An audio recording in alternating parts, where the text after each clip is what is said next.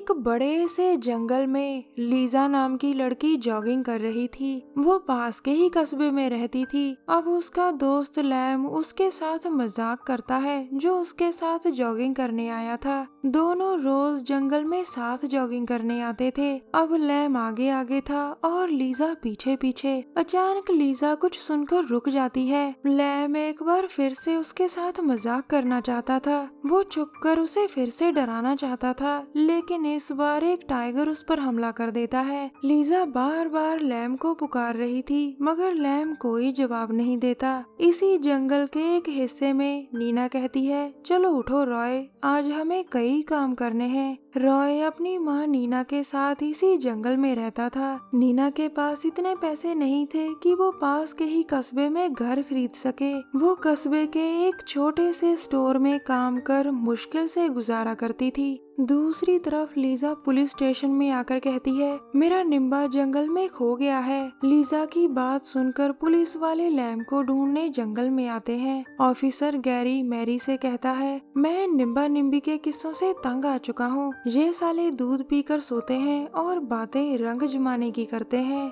तभी जानवरों का माहिर बॉब कहता है, गैरी जल्दी जल्दी यहाँ आओ, देखो मेरा डॉगी कितना डर गया है, आगे जरूर कोई खतरनाक चीज है। ये सुनकर गैरी सतर्क हो जाता है और वो मैरी को टीम बुलाने के लिए कहता है। थोड़ी ही देर बाद गैरी एक घर के बाहर आता है। अब औरत कहती है, मेरा पति कल से घर नहीं लौटा, वो बिना बताए कभी भी कहीं नहीं जाता। इसी दौरान उनकी नजर एक गन पर पड़ती है, जिसके बाद औरत कहती है, वो बिमल फेंक सकता है लेकिन अपनी गन नहीं। ये सुनकर गैरी आगे बढ़ता है और थोड़ी ही दूर जाने पर उनकी नजर इंसानी अंगों पर पड़ती है। देर रात को रॉय अपने घर में बैठा किताब पढ़ रहा था। अचानक वो कोई आवाज सुनकर चौंकता है और उसकी नजर टाइगर पर पड़ती है। टाइगर घूमते घूमते उसके घर के बाहर आ चुका था और फिर वो वापस चला जाता है। अगले दिन सुबह आज जंगल में दो शिकारी शिकार करने आए थे।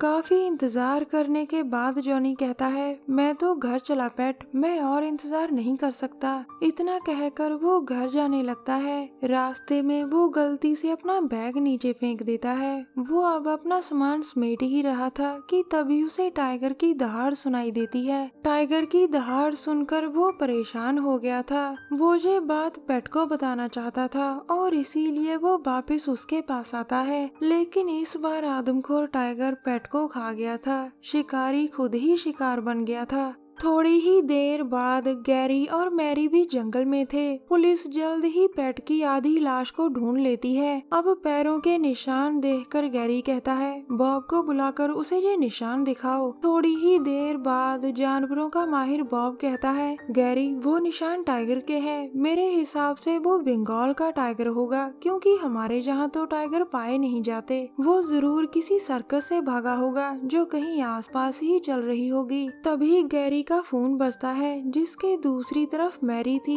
पुलिस को आज फिर जंगल में इंसानी अंग मिले थे। थोड़ी ही देर बाद गैरी प्रेस बुलाकर कहता है, कस्बे के लोगों से निवेदन है कि वो जंगल में ना जाएं। जंगल में एक आदमखोर टाइगर घूम रहा है। मैं वादा करता हूँ कि हम जल्द ही उसे पकड़ लेंगे। लेकिन कस्बे में कुछ लोग ऐसे भी थे जो टाइगर को पास से देखना चाहते थे। विल ने तो एक पिंजरा भी तैयार कर लिया था ताकि वो टाइगर को करीब से देख कर उसकी तस्वीरें ले सके। उसी वक्त मैरी और गैरी भी जंगल में थे। वो भी टाइगर को ढूंढकर पकड़ना चाहते थे। टाइगर को ढूंढते ढूंढते वो जंगल के काफी अंदर आ चुके थे, जहां उनकी नजर विल के टूटे हुए पिंजरे पर पड़ती है। अब गैरी नीचे पड़ा कैमरा उठाता है, जिसके बाद वो समझ गया था कि आज टाइगर ने फिर से किसी को मार डाला। अब हालात काफी बिगड़ चुके थे, इसीलिए अब टाइगर को मारने का काम आर्मी ने अपने हाथों में ले लिया था। सार्जेंट बेन गैरी से कहता है, तुम घर में बैठकर बिमल चबाओ, टाइगर को मेरे लड़के आराम से मार देंगे। इतना कहकर वो चला जाता है और अपने लड़कों को जंगल के बारे में बताने लगता है। इसके बाद गैरी एक पुराने शिकारी के पास जाता है, जिसका नाम जिम था। दरअसल गैरी टाइगर को मारना नहीं बल्कि उसे पकड़ना चाहता था। वो चाहता था कि जिम किसी तरह जाल बिछाकर टाइगर को पकड़ ले। उधर आर्मी टाइगर को ढूंढ रही थी। वो टाइगर को ढूंढकर मारने की पूरी कोशिश करते हैं, लेकिन सफल नहीं हो पाते क्योंकि टाइगर ने एक एक कर कई सैनिकों को मार डाला था,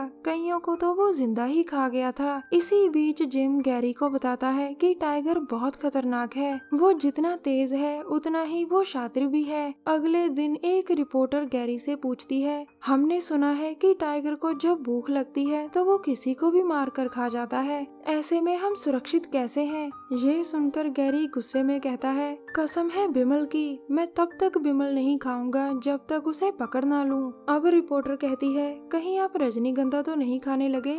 ये सुनकर गैरी और भी गुस्सा करता है और वो वहाँ से चला जाता है। उसी रात गैरी भागा भागा जिम के पास आता है और उससे पूछता है, साले क्या तुम्हें जाल बिछाना आता भी है या नहीं? ये सुनकर जिम उससे कहता है कि मैं जल्दी ही टाइगर को पकड़ लूंगा। उसी रात रॉय को टाइगर का डरावना सपना आता है। वो भागकर जिम के पास आता है क्योंकि जिम का टेंट उसके घर के पास ही था। रॉय कहता है, मेरी माँ अभी तक काम पर है और मुझे डर लग रहा है।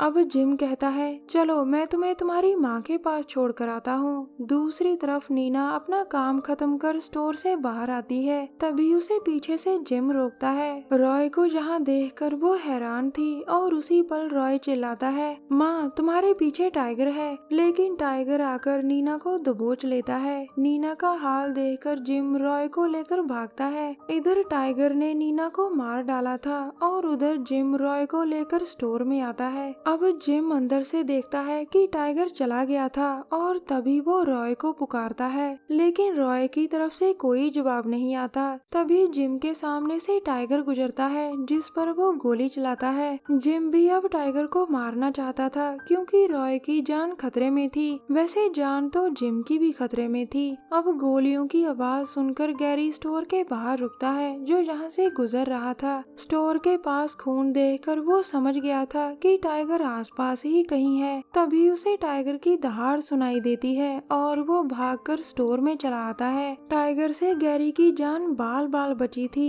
अब उसकी नजर जिम के कपड़ों पर पड़ती है जिन्हें देखकर वो समझ गया था कि टाइगर ने जिम को जख्मी कर दिया। वो जिम का नाम जोर जोर से पुकारता पुकारता बाहर आ जाता है और उसे देखकर रॉय उससे मदद मांगता है। रॉय एक गाड़ी के नीचे छुपा हुआ था। गैरी जैसे ही उसके पास आता है तभी टाइगर भी स्टोर से निकल आता है। गैरी भागकर रॉय के पास आता है लेकिन टाइगर भी दोनों को मारने की पूरी कोशिश करता है। थक हार कर टाइगर गाड़ी के ऊपर आ जाता है और तभी गैरी कहता है, रॉय तुम भागो यहाँ से, इसे मैं देखता हूँ। इसके बाद दोनों गाड़ी से निकलकर भागते हैं। अब टाइगर उनके पीछे पीछे था जिस पर गैरी कई गोलियां चलाता है। उसकी एक गोली फ्यूल टैंक पर लगती है जिसके धमाके की चपेट में आकर टाइगर मर जाता है। कहानी के आखिर में जिम को जिंदा देखकर गैरी बहुत खुश था। फिर गैरी एक नेक औरत के पास जाता है जो रॉय को गोद ले लेती है।